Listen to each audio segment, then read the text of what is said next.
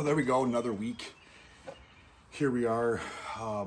Hope you had a great July 4th holiday. I'll tell you what, we were hanging out with some friends on the water. I didn't do much fishing on July 4th itself. It was blowing like 25 miles an hour out of the south. It was mid 90s.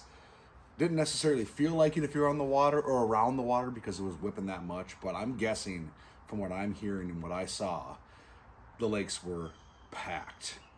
Yesterday, on Saturday, we had some rain come through. It probably stalled some people out, put some people back into recoup mode because maybe on July 4th you had a little too much fun. That's okay, no problem. And then today we have humid, sweaty weather. Again, it looks to be that way this coming week. Mid 80s for highs almost every day. Last week got pretty warm too. We had some days hit 90s. We had rapidly increasing water temps. I did see some surface temp touch 80 this last week, which is crazy. Most of the week we were in the mid to upper 70s for surface temp. So water definitely warmed up the way it should.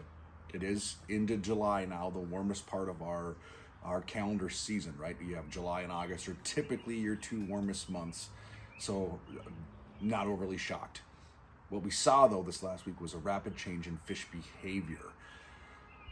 The weeks prior to this week, when we talk about our weekly report, we had a lot of inconsistency, right? We talked about inconsistent weather, cold fronts, rain, cold rain, drop in temps, change in temps, all this stuff happening where these fish are just trying to figure out what is normal.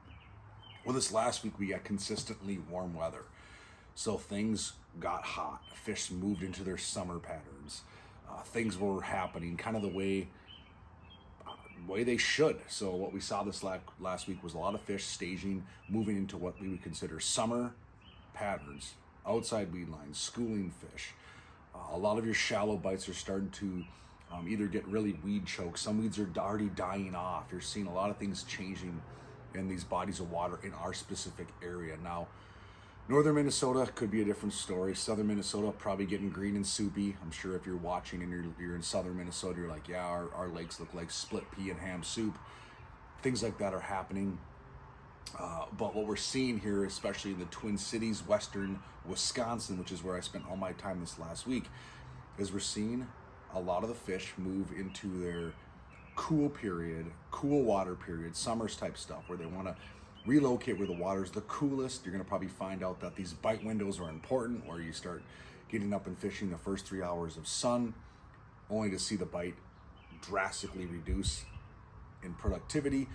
By noon each day this last week, we definitely saw a change in fish behavior. Now, 6 a.m., 7 a.m., 8 a.m., 9 a.m. even, fish were biting. Things were kind of happening. Then you kind of slowly just started going, man, what's going on? Fish are starting to change their mood. Oh, the bite's slowing down. Well, that's to be expected during the dog days of summer. Now, that being said, I definitely wouldn't skip a day of fishing if you can't get out till 11 o'clock, noon, 1, 2 o'clock. The fishing can still be good. Now, we're going to talk a little deeper patterns, heavier Ned heads, the jig worm bites starting to happen. Drop shotting, we're going to touch on drop shotting today, is definitely starting to happen, where I'm going to fish deeper, slow down, but fish deeper water. Look for schooling fish. We talked about weed lines, outside weed lines, deeper weed edge, inside turns, outside turns, all that kind of stuff. Main lake humps, points, saddles, reefs, all that kind of stuff. Offshore structure. When it comes to summertime fishing, whether it's bass, walleyes, bluegills, crappies, or bluegills and crappies, same thing. Offshore, they're not up against the bank anymore. Everything's moving out. That is to be expected as we jump into summer. Let's start with panfish. Why not? We did target bluegills. We targeted crappies this week. They were either right in the weeds, on the weed edge. I'm not talking inside weed line anymore. There's some sporadic bluegill colonies still hanging out. They're smaller panfish though. Your better sized bluegills have slid through the weeds and they're on the edge. And you can see them with traditional sonar. You don't need forward facing sonar or anything like that. You can move around with 2D and see these pods of bluegills. You can do the side imaging if that's what you have on your boat and see these pods of bluegills. Or you can just give a little bit of sweat equity and fan cast these weed lines with small little twister tails, small little tubes, small little minnow baits, whatever it might be, and just cover water. If you're bass fishing and you're throwing a jig worm, a Ned rig, don't matter what it is, a drop shot, and you're starting to get bluegill bites, multiple taps. Slow down, grab your panfish rod, downsize what you're fishing, and fish through those areas, and you'll probably catch panfish. Don't overthink the bluegills. Don't overthink the crappies. The crappies are the same thing. Cruising those outside weed lines. Some of the crappies are even off over the basin in the abyss in big clusters of 20, 30, 50, 80 fish, whatever. Again, move around with electronics. Relatively easy to spot. Or just fan cast around until you get bit. If you catch one, you will probably catch another one. So panfish, fun time of year to catch them. Great way to put fish in the live well if you want dinner, if you're struggling to get the walleyes or whatever else you're targeting. Bluegills and crappies are grouping up on the outside weed lines, and you can go out there and have a whole lot of fun. We did it multiple times this week, and that ended up being what my clients took home for a meal of fish was bluegills and crappies. So what are the walleyes doing? Well, the walleyes are transitioning. We talked about those weed bites that we've been hammering on the last couple months. There's still some fish there. They're slowing down. They're going to be window fish, meaning they're going to bite when the sun comes up and the sun goes down, or maybe sporadically throughout the after dark hours. During the day, you got to get out on the weed lines, deep structure. I still want to focus on the weeds. I'm not giving up on the weed bites. I think that's where they're going to be their entire life cycle in our metro lakes, is they're going to relate to the weeds. Now, deep coontail, deep humps, deeper edges, that's where you're going to find your walleyes during the daytime hours. Me personally and my clients, we're switching gears. We're targeting bass. It's a plentiful bite. It's a quality bite. There's some big opportunities for bigger fish. So we are switching gears and we're targeting bass. Are we picking up a walleye here or there? Sure. Are we catching pike? Darn right we are. The pike are everywhere. So I'm going to touch on drop shotting. We've talked about Ned rigs, jig worms. We know how all that works. Drop shotting is something I think we should continue to put into our arsenal. And I'm fishing just a cylinder weight. There's a bunch of brands out there. You can do tungsten, you can do non-tungsten. It's entirely up to you. Weight depends on the depth, the presentation, maybe the wind, maybe your skill level. With all due respect, maybe you can't feel things as easy.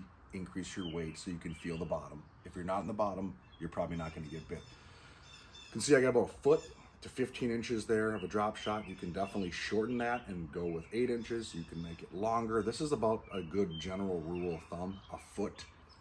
You can fish your favorite drop shot hook. This is just a spin gap hook. You can tie on direct. There's a number of ways to do it.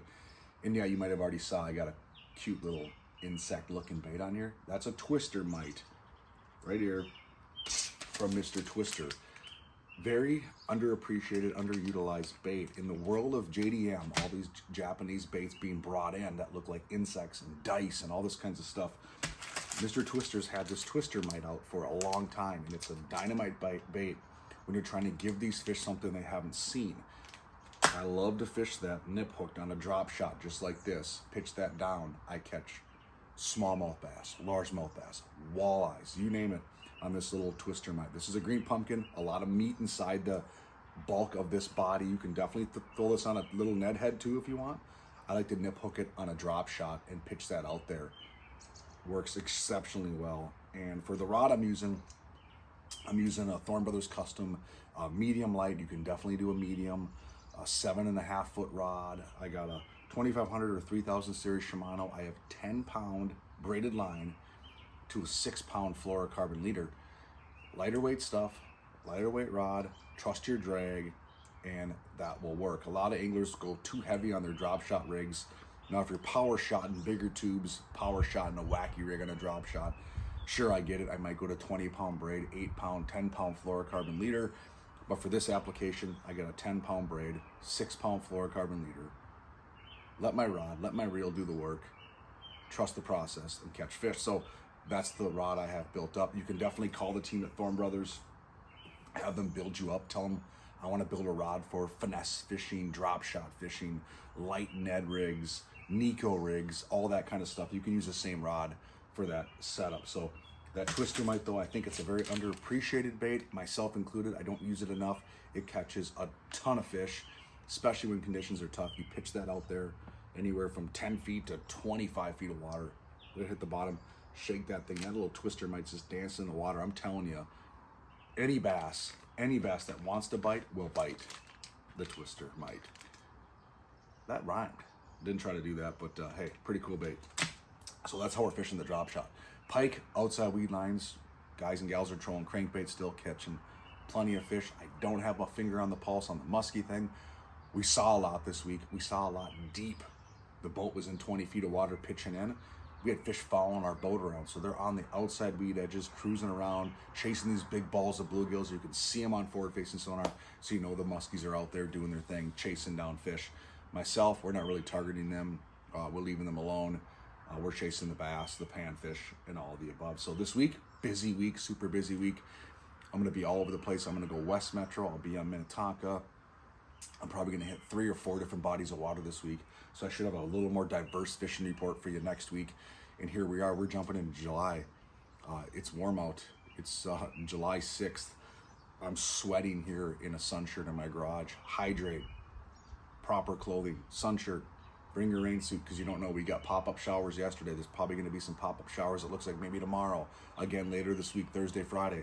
Throw your Blackfish rain suit in the boat. You never know. But plenty of water. Plenty of sunscreen. Hooded sun shirts are a must. I wear them all the time. They're comfortable. They block the sun. They actually pull moisture away from your body. Those sorts of things are nice. And just get out there and enjoy it. So great time of year. It's summer break. So grab the kids, grab a friend, neighbor, uncle, grandma, grandpa. Get them out fishing as well.